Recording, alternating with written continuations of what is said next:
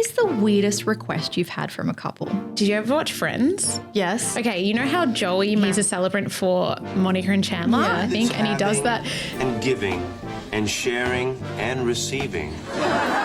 He's practicing his thing and he's saying something about like giving and sharing and receiving. wanted that? Yep, so I did it. Did you? Yes. Word for word? Word for word. Oh my God, I love that. I got married in a church. I am Italian, so we had a very different experience. It was beautiful, even though our priest called my husband Andrew. His name's Matthew. No. Some people want a wedding. They don't want a marriage. It's a plague because people are often paying off their weddings even. So it's never just a memory they can look back on. It's still a burden. And I heard people take out loans, right? Absolutely, people take out loans. What is the most used emoji in your phone right now? Oh, I love the love heart with the fire. Oh yeah, cute. Yeah, it's I like a that. passionate heart. It's like, I love like you, but that I one. really love you. Hey, welcome back for season 3 of Smile the Makeover Scoop. I am so thrilled to be back behind the mic with you all. And I'm even more excited because we have some incredible guests lined up this season, starting with someone who helps people create one of the biggest days of their lives. That's right. Today we are talking all things weddings.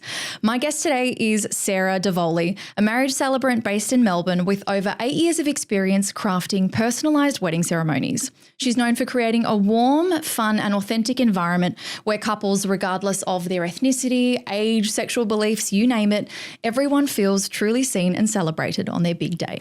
Sarah, welcome to the pod. Hi, thank you. First of all, can I say, anyone who's listening to this audio, go on YouTube and just watch this because look how beautiful Sarah looks. Little style icon over here. I just come here for the compliments. Oh, I love thank it. you. Of course. Now, you were one of the very, very first patients at Vogue Dental Studios, so you've known the team here for a very long time. For anyone though who doesn't know you, how would your closest friends describe you?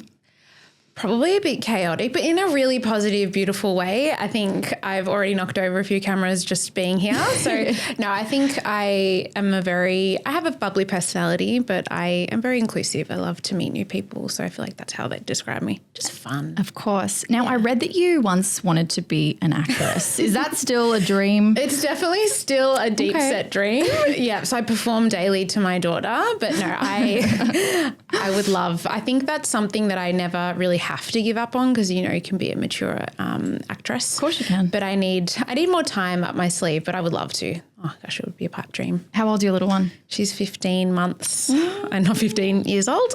She's 15 months. So she's little. So juggling that with obviously your day to day. So how did you go from that dream to becoming a marriage celebrant?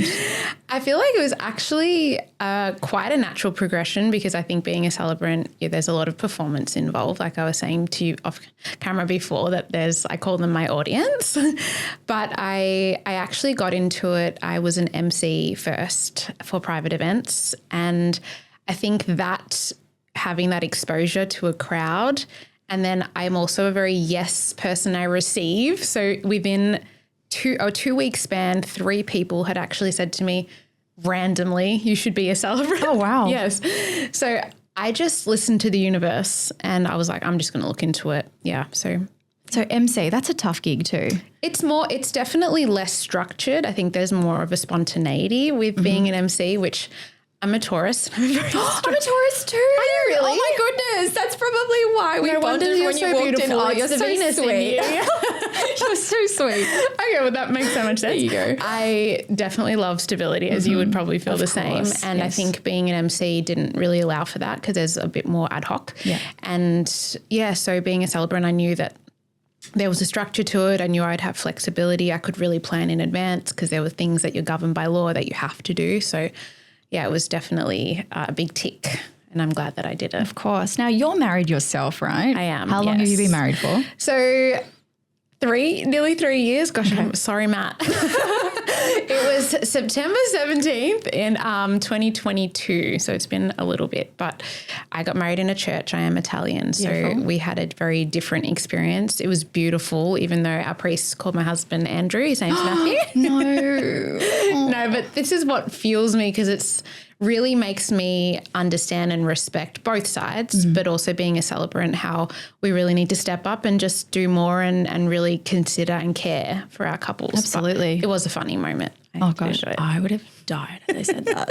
I would have been like, hang on, stop, redo.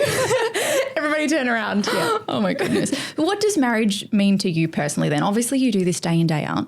What does marriage mean to you though? I think it's really about, from a perspective now having a family, I think it's a partnership and being a team member and having unity. So I think a lot of people, and I see it so much, and I'm sure we'll touch on how much the wedding industry has changed over time. But I feel like if people really focus on the marriage opposed to a wedding, I feel like that unity, that team kind of companionship, that's how I see it, and that's what makes a long-lasting friendship/relationship. That's how I It is definitely a partnership. For Definitely. Sure. It's not just, signing on the dotted line. It is a partnership and it's for life, right? It is for life. Well, technically we like to you can get out of it, but we like to go into it assuming it's forever. Yes. What do you think sets you apart from a lot of other celebrants? I think for me, I really see myself as someone who is inclusive, and I want to make sure that the experience that I give to the couple is something that's more akin to a friendship. I do get very emotionally invested, and I actually give my couples a 2-week leeway when they inquire with me and I secure their date, even if they haven't booked. I think that gives them the opportunity to make the right choice, and I want us to go into it knowing that we're going to have this experience together. So it's not like I'm promising a lifetime of friendship, although that is what's happened with all my clients, but I do feel like it's an experience, and I want to be just as emotionally invested. It's not just a number for me. It's just more important that we have a relationship. I love that. So it's more of a personal connection that you have with them. Yeah. Do you ever get emotional during ceremonies? And I had to ask you this question because I'm a crybaby. Like, show me a photo of a little puppy and I'm sobbing. So absolutely. And especially when I was pregnant. Okay. Oh my gosh. I was like, why did I even bother doing my makeup? I think it was a wedding recently, and the photographer because it was such an emotional moment when the doors opened and the bride walked down. I was sobbing. So then the photographer just turned the camera to me and I was like, why are you filming me? That's cute. But yeah, no, to answer your question in a short way, for sure. Yeah, very emotional. I don't think I could do that because I would just be crying all the time. All the time. And they would be like, kick this crazy girl out. She cannot keep it together. Let's talk about the Celebrant experience. So when couples book you, what can they expect? Talk me through your services, what you offer, process, timelines, all that sort of stuff. I will say first and foremost, I'm a very malleable and lenient person. So although I have a structure, the things that we have to do by law in a certain time frame, I do let the client kind of drive the experience in what they need. So for example, like there are certain things that you have to pay by a certain time, and even that I'm fairly lenient. I just feel like the experience should be one that they feel comfortable with. There are a lot of type A people, but there are a lot of type B people. And so I want you to have the experience that you expect. So I want to meet the expectation. So that's the first thing I say. But in terms of process, so obviously, like I explained to you, I give them a 2-week cooling off period. It is very much like The Voice, where I feel like they're turning their chair around when they email me back straight away. And I'm like, I won. It's the best feeling when you get an email saying there is literally no other option. Yeah. You are it. And I love that feeling. And that's what I want. So from that point, I do supply, I guess you call it wedding homework. And it's the most vulnerable, exposing part of the experience, because when I give them that questionnaire, it gives them the opportunity to reflect on your relationship. And if you've been in a relationship for a very long time, you don't often sit there and like talk about yourself, you know, when you first met that often. So that really is such a beautiful exercise, and it makes people very emotional. So questionnaire, a checklist also. I'm a little bit type A as well. Yeah. Sorry.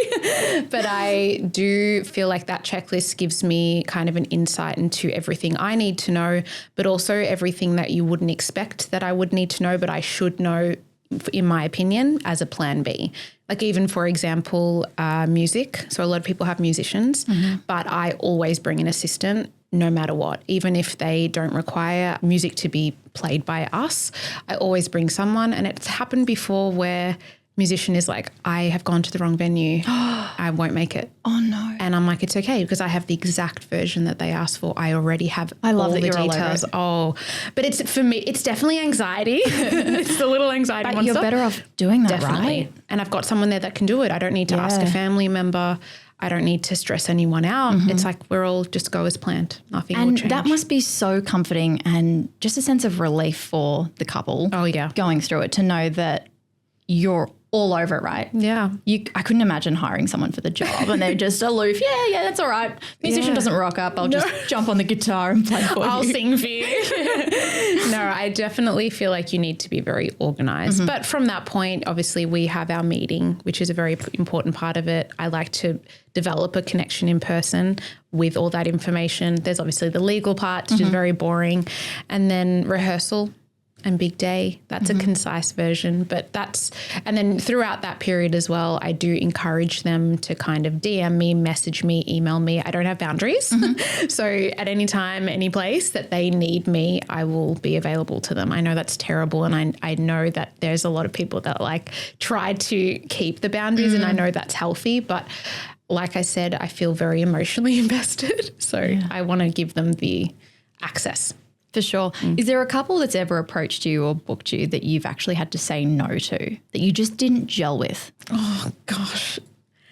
I'm going to say this is a yes. On the spot. I can actually, you know what, I'll tell you this story because it was, oh gosh, okay.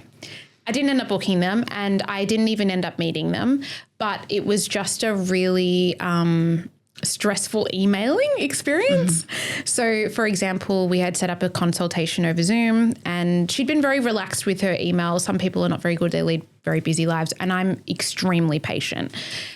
She didn't turn up to the consultation. So again, I'd never take it too personally and it is what it is. Things happen.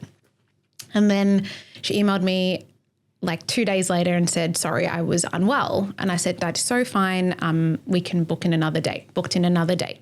She did the same thing again. Like I said, I'm very, very patient.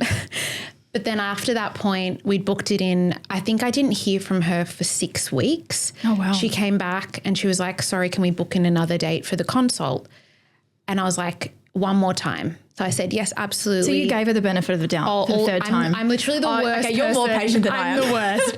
And I was like, okay. And then she replied 6 weeks later and said, sorry, life got really busy. Are you available next week? And I said, the date is taken. Good for you. Which it wasn't. Good for you. I know. And I think they actually split up, which is really even more awful. But yeah, I was like, really glad I didn't take Maybe it that. wasn't meant to be. It wasn't meant to be. Yeah. But yeah, I am a very patient person. But yeah, there are some experiences and I'm like, oh no, I kind of have to.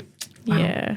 What are the most common mistakes you see couples make, either during the planning process or on the actual wedding day? Yeah, social media noise. really? Yeah, getting very distracted by what they want, what they need versus what they think they should have.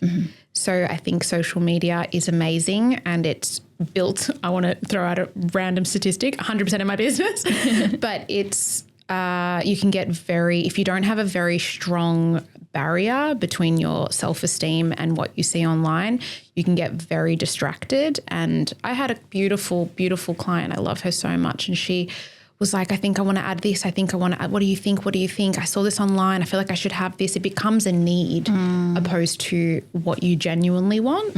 And I was like, just get off social media. I know it's so hard, but try to build a barrier. Think about what is very truthfully important to you, and then your wedding will come across as authentic, which is all anybody ever really strives for. But we get very distracted by what's online. So that's, yeah. It's interesting you say that. And my For You page, my algorithm, for some reason, I have so much wedding content on there. They must know probably that I'm at that age where Are you I'm talking about it? Your phone's listening. That's right. Maybe it's all the hidden, little messages that I'm sending my partner, like, hey, it's time. The little messages, it's just like a ring. Yeah. It's a massive boulder. I think, though, to your point, further to that social media really just has put the expectations like sky high, right? And weddings are no longer, in my opinion at least, just about a unity between husband and wife or wife and wife. It's really become something that's a lot bigger and more commercialized. Definitely. And you go from these extravagant proposals to these bridesmaid boxes where I've seen girls gift like Chanel handbags, weekend long hens parties. It's just crazy. I mean, in your experience, how have you seen that evolve over the last 8 to 10 years? So much. And on to that point as well, it always makes you feel like you're not doing enough, which I want to say to any couple out there, you are. And if you're doing things authentically to you, you're doing a great job. But the industry has changed. Even as a celebrant, when I started, there weren't a lot. There were definitely younger celebrants, but I feel like it wasn't on a larger scale, wasn't as, I guess, recognized. And so I've seen it change so slowly, even down to what people require me to wear. So it becomes really about not an experience, I don't want to use that word. It becomes about a performance and what you can show. And I feel really sad because I have seen, if you were able to block out everything that you saw online, what would your wedding look like? If you didn't know anything, what would you base it on? You might base it on each other. You might base it on yourself. You might actually think with your own mind and base it on even like cultural influence or, environmental rather than another person's copy-paste wedding. And I do think, and I want to say this, there's a lot of need for validation. And I think I perpetuate it a little bit because I do like things to be curated. I'm a Taurus. But I feel very sad when I see that people are seeing another person have, gain all this validation for their wedding. So they think if I do that exactly, I will receive the same. But then by that point they don't, or they don't feel fulfilled because they have this expectation, but people already know it's not authentic to them. So I do feel like there needs to be a certain level of what you receive. I think it's really great that they want to do all these things. I love this industry so much, but even vendors, we're trying our hardest. We're doing so much. We're doing more. We're going above and beyond to try to fit this aesthetic, this criteria. Even with me, it's like I can't have a mum bod for too long. Like even just this worry, and it's like, are we losing what it means? Yeah. The true essence of marriage and unity. It's interesting because, and you're probably familiar, Antonia and James Hashem got married recently. Yes. Their beautiful Lake Como wedding. But what was really alarming to me was that she said that it consumed her so much, and this is a quote, she said it preoccupied her mind and her presence like she'd never experienced. And that wedding took 2 years of planning. Like that's huge, right? How do you see that pressure affect couples in real life? Oh, all the time. All the time. I'm so sad that she was consumed by that because you get lost. I'm sure they have such a beautiful relationship and they're able to like look past that and maybe they can settle down now and relax. But it's really, it's a plague because people are often paying off their weddings even. So it's never just a memory they can look back on. It's still a burden. And it feels really sad. And I've heard people take out loans, right? Absolutely, people take out loans. That's crazy. Crazy. It's absolutely crazy. So, yeah, tough, very tough. What about proposals, right? Proposals used to be, in my mind at least, something that's very intimate. It's that moment just between you and your partner, Definitely. right? Now they're often staged for social media and for TikTok and Instagram. And I say that because I was in Europe recently and there was a hotel that we stayed at in Santorini, which was very much like a lovers sort of, hotel. Yeah. So there were a lot of proposals that were happening at the hotel, but not only did they have a photographer there, they also had a videographer. They had a phone set up on a tripod for a bit of lo-fi content, right? Do you think that people are doing this for love or do you think that they're just doing it for likes and virality? It's case by case because I think if you look at it as an outsider, you immediately assume it's for attention. But I am also a big believer in memory. So it's like, if I had access to content creation when I was getting married, I probably would have done it. I personally wouldn't want a public proposal, but there are people who really love to be celebrated in that way. So I don't think it's like fair for me to assume because it's just everyone is so different. I think even more recently, my sister-in-law was married and this photographer put up a post. He had taken a photo of all of us outside with the production team and basically said, too many pigs in the pigsty. What? I know, it was insane. Something, I don't remember exactly the words, but he said something about how it's just oversaturated. We don't need that many videographers. And he was a photographer coming out with a content creation business, which he was, again, playing into the same thing. But I think it's really dangerous to assume that everyone wants the same thing. Like my sister-in-law and her husband weren't doing it to put on social media and they still haven't. They were doing it for their own memories and not to miss a moment. So it's like so hard to assume. I think it's case by case. I think some, yes, definitely, and some no. Yeah. So you obviously do content creation though as one of your services. Yes. Talk to me about that. What does that look like? So I think with me, I love memories, anything nostalgic. I take about 4,000 photos of my daughter before breakfast. Yeah. So I felt like it was an add-on that played into what I was already doing. Like even throughout my time as a celebrant, I was always taking photos. I think we all have. We're part of the same generation. Of course. But I think my approach to it is definitely a nostalgic kind of realm. So we use different media outputs. So there's iPhone, but also Digicam. And I think Digicam gives it kind of a... I love a Digicam. Yeah, me too. It's like another dimension, you know. It's not high definition. I don't think we'll ever replace videographers, and nor should we. But it's definitely something that if, you know, being able to capture the behind the scenes of things that are a little bit not as curated and not as perfect. Yeah. So where do you draw the line then between capturing those memories but then turning it into a big performance? And do you think that the industry has kind of tipped too far into that commercialised? I will say it has tipped a little. Yeah, sadly. I think as well from my own perspective as a vendor in this business, I see the difference in the way clients treat the experience because there's so much panic. So even as a vendor, you're not always treated as a real human being. It's hard to say in that way. I feel like that's wrong to say. But for example, I try not to bring my personal life into it, but I also am a mum and I'm also living my own experience, but people aren't really allowing me to. They're like, well, you have to kind of bend for me, which I do all the time. Like I said, I have no boundaries. But sometimes my child needs me and it's really hard because I'm constantly saying no. So I think it has tipped in the way that vendors aren't seen as, I guess, human. They're, you know, being paid to do a service, which I respect. But it's, again, because they really want to push this idea of having the perfect marriage, perfect wedding, which you can't force. It has to come naturally. And I've heard of a lot of couples who go through the process of planning this big extravagant wedding and they have so many arguments and issues over it. They're just not seeing eye to eye. They get married and then 6 months later, the divorce papers are out. Yeah. Have you seen that as well? Not my own clients, but I have, I'm very, very lucky, but I definitely have seen that in other couples, even people I've known.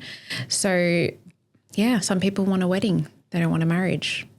I saw a woman post on TikTok yesterday, actually. Okay. It was funny because we were prepping for this episode, saying that her wedding day footage was lost. It was a screenshot of messages with her videographer. And he wrote to her and said, I am so sorry. Just letting you know. Getting hives. Yeah. He said there has been an unexpected hard drive failure and he said we were unable to recover the footage. So kind of coming back to your point earlier, That's right? why you need a content creator. Well, see, that's right. And that was going to be my next question. Yeah. What's your advice? Is it to have an additional person then to capture that content? Yes. And even if you don't, I know that I totally respect people's financial situation. So if you feel like you can't pay for one, nominate someone. I did it on my wedding day and nominated someone to go around with a camcorder. Just do it. I love that. Absolutely. I don't think there's enough memories, but also, just as a plan B, you need a fail safe. Yeah. I wanted to ask you because it would be remiss not to. Cristiano Ronaldo and Georgina's engagement ring, okay? That took the internet by storm. This massive 50-carat diamond that he bought her.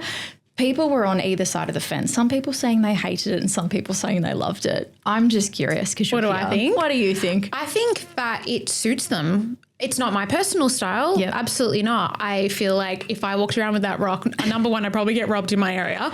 But also thinking that I feel like that's again being authentic to themselves. Yes, that's right. That's who they are. That's right. So yeah, it's fine. But some people in the comments though said that he was a bit of a tight ass because he said it should be 3 months, right? I think he makes that in a week, which I had a good giggle over. Well, there you go. She needs another one every year. That's right. Yeah. She really does. Yep.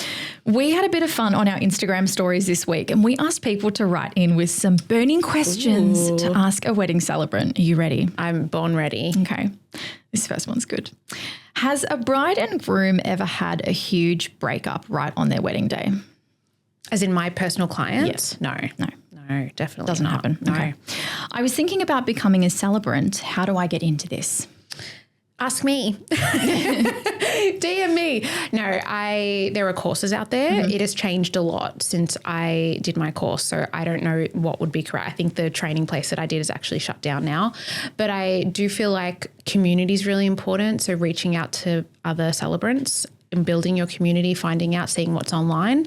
And then, a course, because you need to be trained and get a certificate in order to marry people legally. For sure. Question number 3. What is the weirdest request you've had from a couple? Oh, actually, I love her. This was so early on, but she was did you ever watch Friends? Yes. Okay, you know how Joey marries, he's a celebrant for Monica and Chandler, I think, and he does that. He's practicing his thing and he's saying something about like giving and sharing and receiving. She wanted that? Yep, so I did it. Did you? Yes. Word for word? Word for word. Oh my God, I love that. She didn't want me to tell anyone I was doing it. So I was just so that there. they I'd be pick like, up on I it. just want to give and share and receive. And then a lot of receiving. I don't know. I can't remember the Did you exact get thing. a lot of weird stares in the room or were people with it? No, people were like, what is going on? But that's the thing. It's like, whatever you want me to do, I'll do it. I think people cottoned on because I was saying it so many times. They're like, surely this celebrant isn't that daft. You're a good sport. Yeah. Have you ever been hit on by the groom? This one made me giggle. Oh my gosh, no way. No way. I would be out of there so fast. Another thing legally as a celebrant is that we have to establish consent. So if I at any point believe that they're not consenting to the marriage, I cannot legally marry them. Right. So if he's hitting on me, I'm assuming he doesn't want to get married. So I'd be out of there. Big no. Someone wrote in and said, my girlfriend and I are engaged. Do you work with gay couples and what do you do differently? Of course. I mean, there's nothing different. The experience is so, like I said, malleable. It's like whatever you want out of it. And yes, absolutely. I've got a beautiful couple coming up. And I think one of my first weddings was. I think I've attracted ethnic groups. That's why I marry a lot of Turkish, Italian, Greeks. Yep. And that's been sort of my niche area. But like I said, I'm so inclusive. Don't be surprised if you get a message from me in like probably 2 years. I'm ready. This one's an interesting one. Someone wrote in and said, my parents are divorced and things are toxic between them. How do we navigate around this? Don't get me wrong, they love me to bits, but they hate each other and everyone knows it. So they want my advice on how to navigate around parents because they're divorced and obviously want to have them both at the wedding. Sorry, okay, in regards to a wedding, I was like, I don't know, family counselling. Okay, so my husband his parents are separated and they both have their own partners. So I navigated this very personally. And I think for us, we just took the approach of allowing them to lead and what felt right for them. Obviously, people are in very toxic situations and that may not be feasible for them. So it's very hard. I always take the road. What's that saying? It's like, I want a path of least resistance. I was like, what is the phrase? Because for me, the experience of my wedding is so important to me that why would I try to make more drama or build into it too much? I think it's really hard because people have very unique situations. So I don't think it would be appropriate for me to say like, do this with your dad, do this with your mum, because I don't know their personalities. But I think if you can do what's best for you and make sure that there is the most limited amount of drama you can. Like, for example, at our wedding, our parents didn't walk in and do the classic reception walk in because, it wasn't a situation that people weren't comfortable with. So, we made those choices and it's no big deal. Yeah, it's personal. Personal. Yeah. Next one here is, could you dress up as a dinosaur? Of course. I would literally, you could pay me. I'd be T-Rex. I'd try Sarah tops. Come on. I would literally do it. I would absolutely do it. Have you got a little T-Rex outfit already? Ready to go? I brought it with me if you want me to put it on. No. That's so funny. No, of course. I know that there's a certain aesthetic online, but I'm such a theatre kid. So yeah, for sure. Yeah. Someone said, this is random someone said, I want all my guests in orange on the day. Oh, okay. Okay. You do you, boo. You do you, but I agree. Yeah. Yeah. Whatever you like. No shame in wearing a bit of shame. orange. Yeah. Can you help me write my vows? Of course. I don't know where to start. Yes. I always get this question because people are always stuck. But I have a little formula and it's quite well known, but it's the easiest way in allowing yourself to speak so truthfully and having the space to write it. I always say to my couples, first and foremost, is that I will be there as much as you need me. So, for example, if you feel like I need to sit down and write them with you, I'm there. If you need me to sit on a phone with you, if you want to send them to me on the day and just proofread and print and be done, that is also fine. Yep. But the formula, I think the best way to start to kind of trigger that authenticity and being able to write is past, present, future. So past being, this is how I felt the day I met you. Present being, this is how I feel as I stand before you today. And then future, this is what I vow and I promise, for the rest of our lives. That's beautiful. Yeah. Now, paper or digital vows? I'm adding one extra question. Oh my God, not digital? What are you going to whip your phone now? Well, then we're not having a photographer then. I wouldn't do digital. But I just feel like in this age, you'll probably have some young couples who are like, pull the phone out. And I will say, I use my iPad for ceremonies, but I have it in like a fake book. Like I literally, smart. It is very important how it looks. That is cute. I like that. It's so cute. So I definitely am on the organic train, which is paper. I just think it's so beautiful. A little keepsake. For sure. Yeah. For sure. And the last question is, can you start the ceremony with a joke?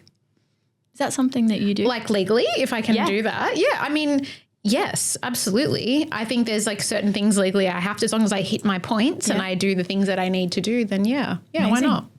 We have a closing tradition on this podcast where every guest has to do a round of rapid fire Q&A questions. Okay, These are fun. Are you ready? I'm ready. All right. Question number 1. If you could swap lives with anyone for a day, who would it be? Oh, my daughter. Oh my gosh. I always say, Matt's always like, what do you want? And I'm like, I want to be a child. I would just love no responsibility, just to be fed. Just my only focus is like, what is high five singing on the TV right now? Like I would just love to have the freedom of being a child. No mortgage, no routine, none of that dream. stuff. Yeah. What is the most random job you've ever had? Oh, I was in recruitment for like 2 minutes. Yeah, job just recruitment. Quick stint in and out. Yeah, it was actually a year, but it felt like 2 minutes. But yeah, no, I do stick to things. That was really random for me because I went into it very excited because I love to help people and then realised it was quite salesy and that's probably the opposite of who I am. Of course. So, yeah. What is the most used emoji in your phone right now? Oh, I love the love heart with the fire. Oh, yeah, cute. Yeah, it's like a passionate heart. It's like, I love you, but I really love you. And also it's like, you look amazing, fire heart. Cute. What is one thing you could never give up? Should we do a teeth-related floss? That's actually a good one. Yeah. We've done an episode before about floss. Yeah. Oh, my gosh. Because it is astounding the amount of people that visit the clinic too and just do not floss. I don't understand. Like, ew. I cannot go to bed. It. Yeah, you can, feel right? the food. Like, I can't. And then you get the smell if you don't. Ew. Question number 5. If you were an animal, what would you be and why? Oh, a panda or a sloth?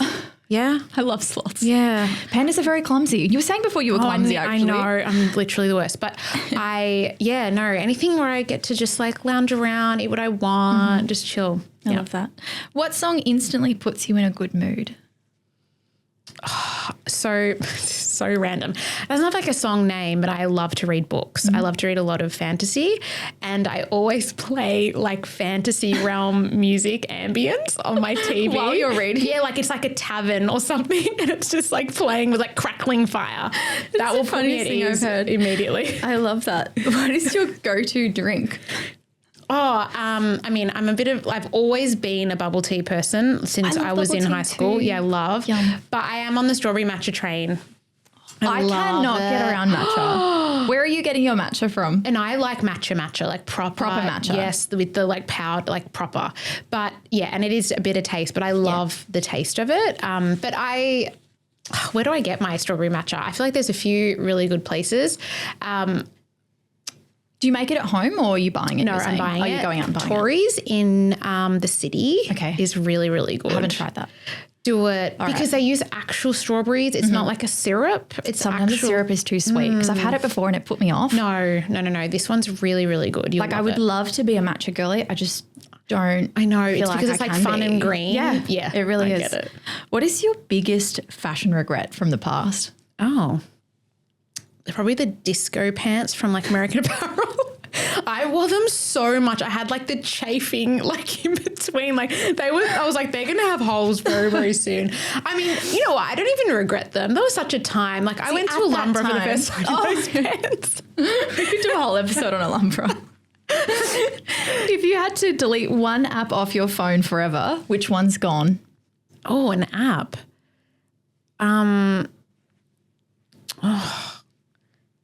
What would I delete? As in something that I don't use or something that just like consumes me that I need to remove? I would actually, this is so terrible. I would actually love to remove Instagram, but I'm never going to do it. Not for your job. Never going to do it for my job. I think it consumes me. I have the notifications off, but it's almost worse because I just like go back and check. Constantly. I have such a bad habit picking up my phone. There's nothing going on my phone. Let me just be perfectly clear. It's dry as anything, but I pick it up constantly as if someone's messaged like text me. from Telstra. That's all it is. And last question, what's your go-to excuse when you want to leave a boring event? Oh, Irish goodbye. I just don't even say anything. You're just out of there? Yeah. Yeah. You're such a Taurus. I want to go home and read a book. That's so funny with your fantasy music. I know. Sarah, thank you so much. You are a bundle of joy. You've got such beautiful energy and it was so lovely to have you on the show today. So thank you for coming. Thank you so much. Episodes will be released every Thursday on Apple Podcasts, Spotify and YouTube. You can also find us on Instagram and TikTok at Smile the Makeover Scoop. Please don't forget to hit that follow button and leave a review. It only takes 30 seconds, but I promise it makes the biggest difference to us. And it means that we can get even bigger guests on the show as well. Bye for now. This podcast is for informational purposes only and does not constitute medical, legal, or financial advice. Please consult with a professional for specific advice tailored to your situation.